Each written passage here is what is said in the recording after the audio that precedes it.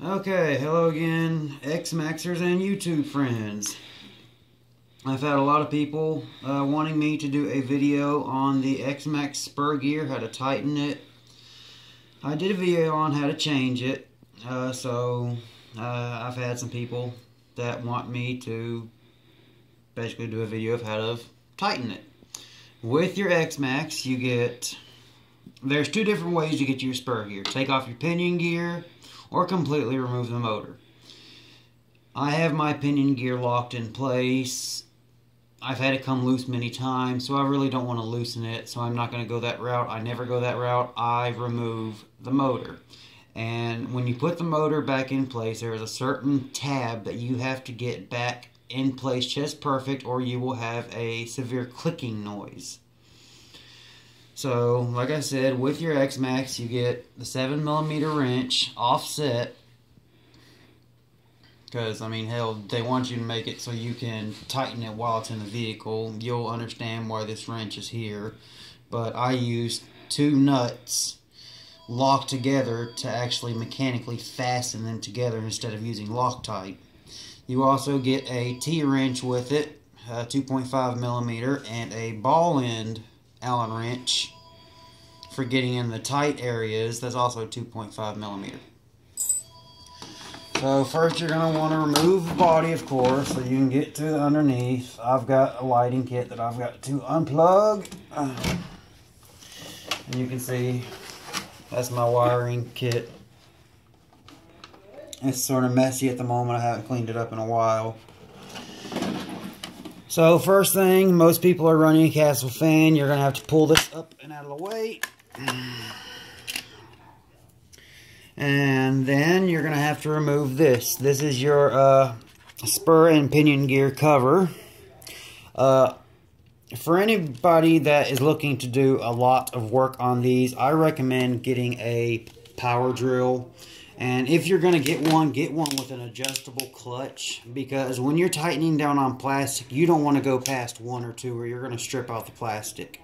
With some plastic, you don't even want to go one. You want to go hand tight, because you may strip it out. I've noticed with the X-Maxx, it's got some pretty tough plastic, and it doesn't strip out.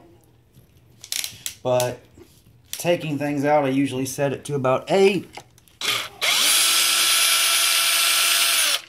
There's two screws that hold this in place.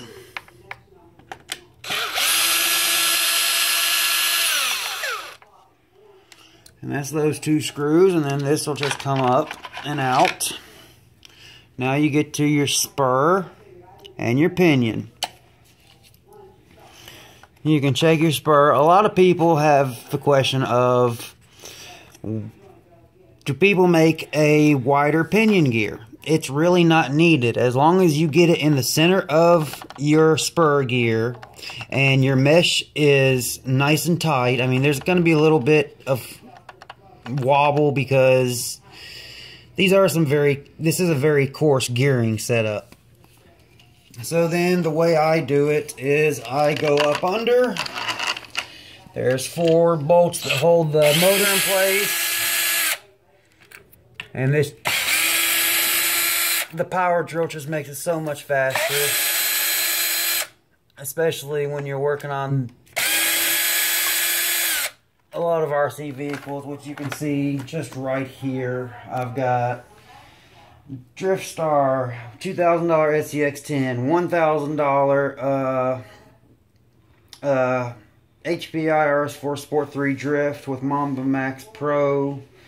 I have a Slash with a Mamba Max Pro. This is the LCG Platinum Slash. So now we've got the motor out. I'm going to set it off to the side. Be careful, because not only do you have these 3 wires, you also have your temperature probe right here. It goes directly into your heat sink. I'll actually take it off so you can see. It's on there tight. You can actually see. If you want to get exactly how hot your engine is, you have to get the Bluetooth module that goes into the back of the radio, the transmitter that comes with this truck, and you can get real-time you have to download the Traxxas Link app, and you will get real time. I have an 18 tooth spur, 18 tooth pinion and a 50 tooth spur. And with that, you have to set the pins to G. All you do is go down in here, find 1850, go over G. Okay, now we have to remove this cover. They make metal ones of this now, but only Hot Racing and Area RC is making it, so they pretty much have a monopoly on the price. As more people are making the products for the X-Maxx, the prices will drop. That's why I'm waiting. Even differential cups. Hot Racing is making aluminum diff cups. But, again, price. So there's 4 bolts here. Inside there's two long ones. On the outside there's 2 short ones, and you'll see that. There's a short one. They all have the same amount of thread. It's just the long ones have to reach further.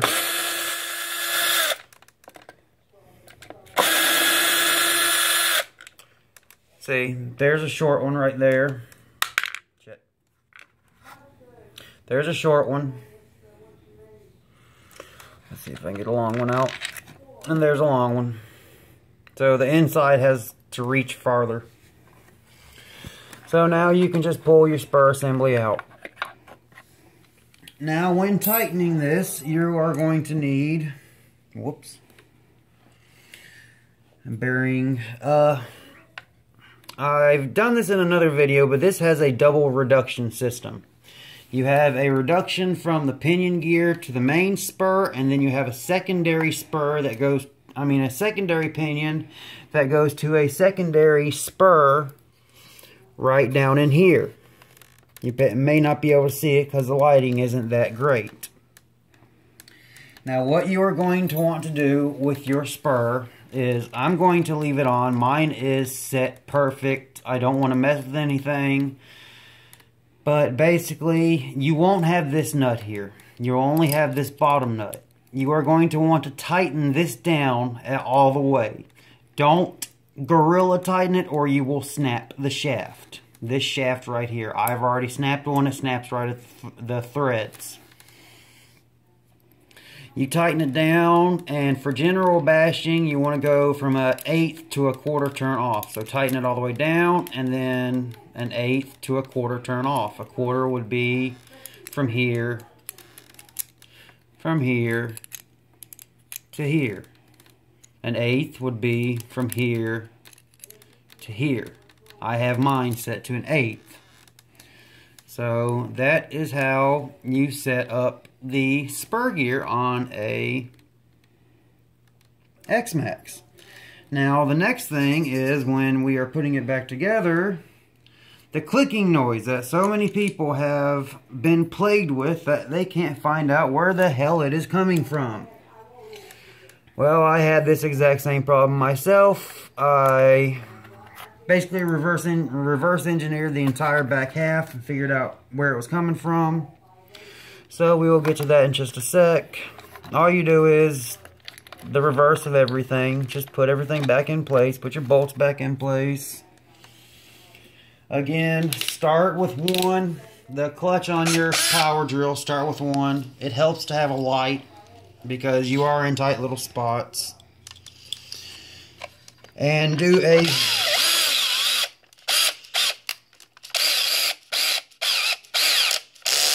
that click is the spur letting go so you don't over torque it and strip out plastic, because we are going carbon steel into plastic.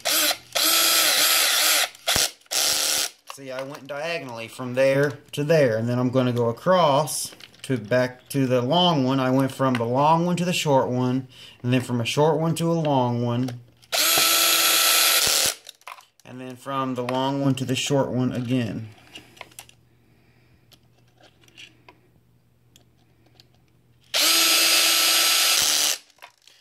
Okay, and now here comes the tricky part. Right here you have this little plastic tab. If you don't get that over this right here, you are going to have a horrible clicking noise that basically sounds like if you were a kid and you put playing cards in your bicycle spokes, you're going to have that exact sound. So what you're going to do now is line it up. Make sure you get that over that. If you have it one side or like the entire thing behind it like that, you're going to have noises. See how it's behind it? I'll get my light out so you can see. See how it's behind it? You don't want that. You want it to be there. Like that.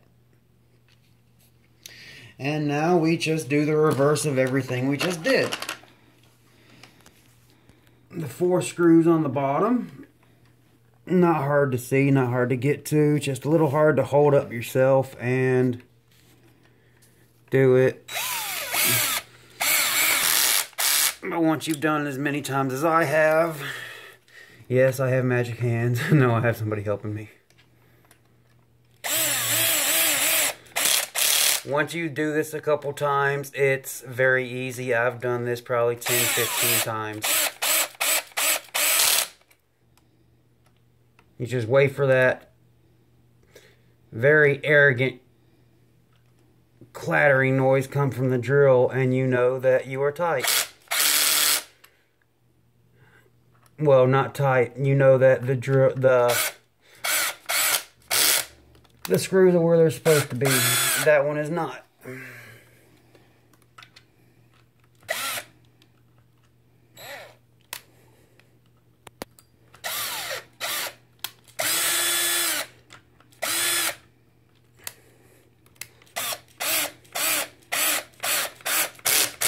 Okay, and now you're going to want to set, depending on your drill, I usually set it to 3 or 4. You don't want to over torque it. It sort of works as an impact wrench. That clutch clicking is really going to tighten things up.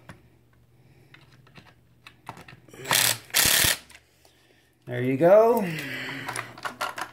Got that done. You're going to want to take your spur pinion gear cover, put it back in place. Remember, that goes right next to the motor because this motor does get hot. Traxxas says it is good up to 200 degrees, but Castle motors are only good up to 180 degrees Fahrenheit. So, because if you go over the 180 degrees, if you overheat the magnets, they're going to start losing their magnetism. Your KVs are going to go through the roof, and you're going to blow your motor. So, do not overheat your motor. 180 is about the max you want to go. If you hit 180, stop. I want to set this a little bit looser because these are some smaller screws. So I set it to 2, the clutch. And there we go. Everything's back in place, everything's installed. And now we are going to grab our transmitter. Make sure everything sounds good. Turn it on, transmitter on. Get the Castle fan lined up good, especially if you reverse the fans. It pulls hot air away. I have these 2 fans blowing a lot of air in, and these 2 fans pulling all the hot air out. And then you want to set it up on its bumper.